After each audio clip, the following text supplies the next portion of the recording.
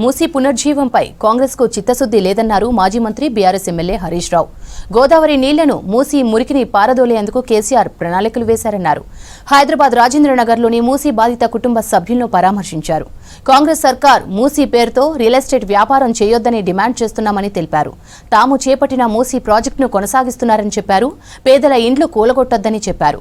కార్యక్రమంలో ఎమ్మెల్యేలు సబితా ఇంద్రారెడ్డి, సుధీర్ రెడ్డి, మాధవరం కృష్ణారావు పాల్గొన్నారు.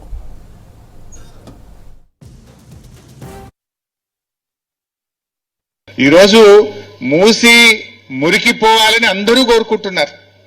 మూసీ శుద్ధి జరగాలని అందరూ కోరుకుంటున్నారు. ఇన్ఫాక్ట్ ఈ పని బీఆర్ఎస్ పార్టీ ఎప్పుడో స్టార్ట్ చేసింది.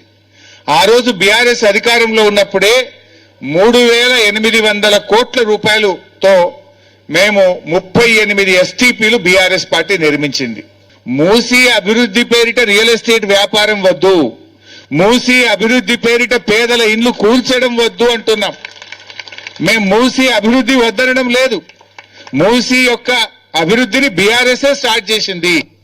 We have spent 4,000 crores. We started developing the Moosi project.